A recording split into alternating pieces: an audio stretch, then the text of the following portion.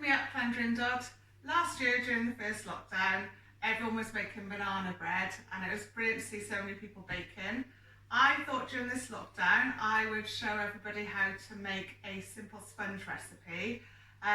Just a handful of ingredients, as you can see, and once you've mastered the basic sponge recipe, you can use it to make birthday cakes, chocolate cake, cupcakes, coffee cake, peanut butter cake. Basically the list is endless, just use your imagination. So these are everything we need just to make the initial cake. So first thing I've done is heat the oven to 170 degrees. That's a fan oven. I think if it's not a fan oven you need to warm it up a bit more, but it sometimes takes a bit of adjustment to try and find exactly the right temperature. I've got two 8-inch or 20cm cake tins, and what I've done is I've put a piece of greaseproof paper in the bottom and greased that with some just margarine, and that'll just make it easier for your sponge to come out of the cake when you've finished making it. So your ingredients are really easy: 200 grams of self-raising flour, 200 grams of butter or margarine, something like Stork is fine, a baking margarine, 200 grams of caster sugar, 4 eggs, 1 teaspoon of baking powder, 1 teaspoon of vanilla extract, and just a couple of teaspoons of milk. And then for your basic buttercream icing, we're just going to use some more butter and icing sugar, and we'll cream those together, and then some jam as well to go in the middle.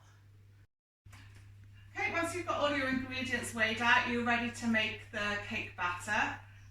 My little secret is no more sort of using a wooden spoon to cream the butter and sugar together. I use the cheats method, the old food processor. So first you have to cream the sugar and the butter together.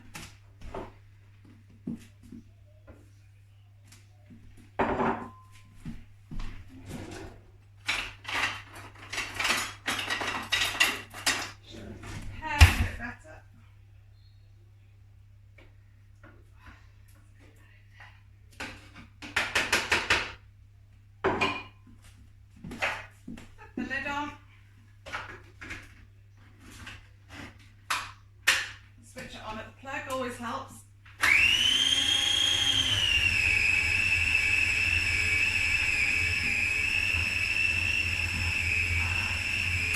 As you can see, it takes seconds. Next, going to add the flour.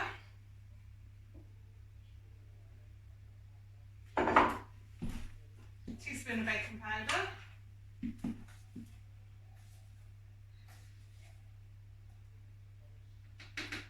oh, how Nigella makes this look so easy. Teaspoon of vanilla extract,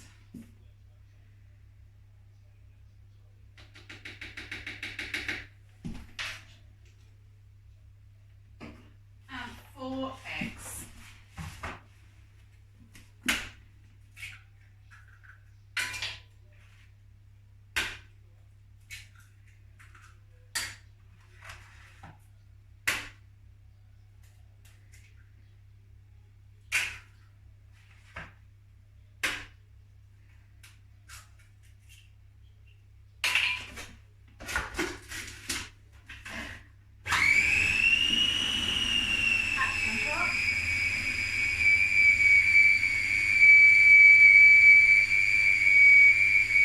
Use your wooden spoon again, or any form of spoon, just to make sure you get everything in the mix.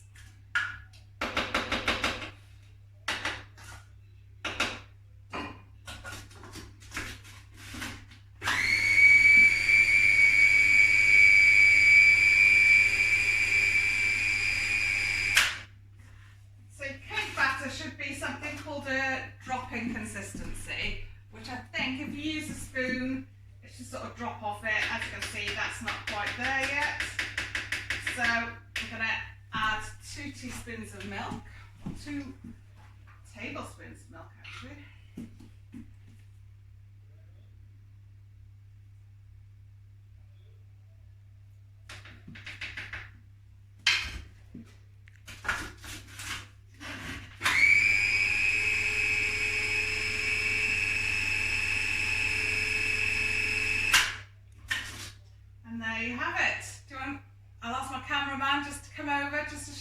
finished cake batter.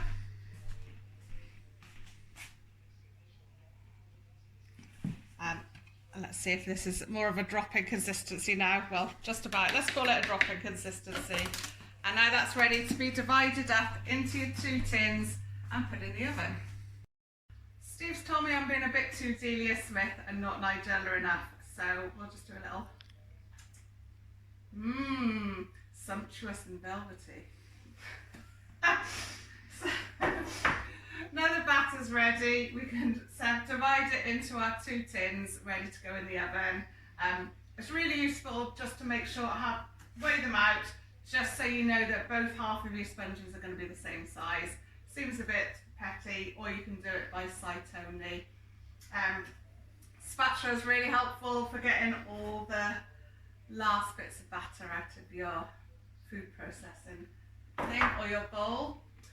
Once you put those into your tins, they go into the oven for about 15 minutes, 15-20 minutes, and they just want to be nice and golden brown. And when you put a knife in, pull it out, it should come out clean. A bit firm to touch, and you'll know they're ready.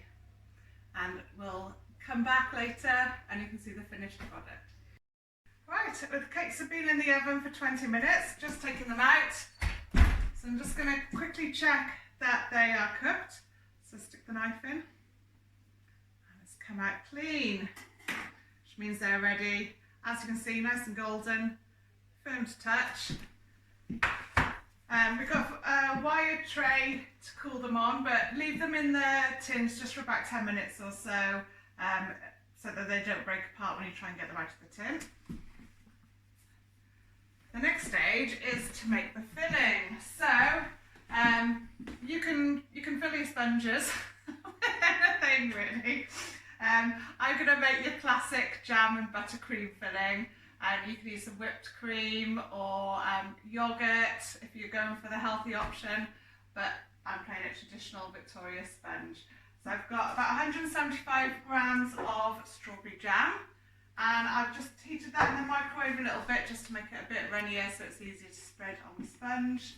And we've got 140 grams of icing sugar and 100 grams of stalk and some more vanilla extract. And guess what? I can put this all in a bowl and cream it all by hand or use an electric mixer. I'm going for the food processor again. So, let's chuck it all in.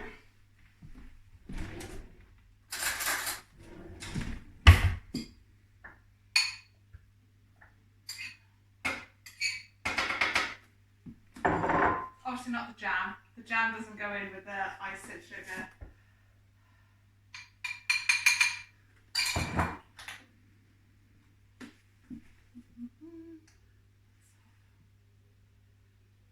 Teaspoon. And again, it's dead easy.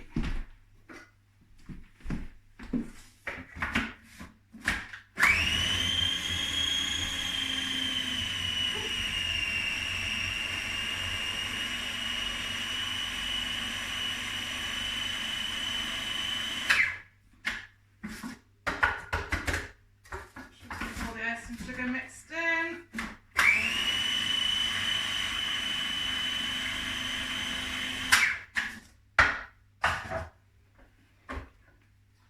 just show what that looks like. And then once your sponges are dry, you can spread the jam on first, and then load the buttercream on, sandwich them together, dust a bit of icing sugar on top, and they'll be ready. And we'll come back and have a look at what they look like later.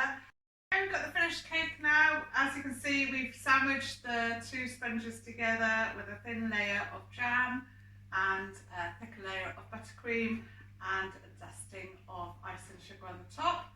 So let's have a cut through and see how that looks. The cream should be nicely oozing out of the middle. Moment of truth. Oh no! There we go. Light fluffy sponge, jam and buttercream filling.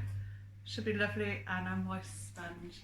So what we'll do later is look at how we can adjust this basic sponge recipe to make different types of cakes, and you can see how sort of adaptable it is.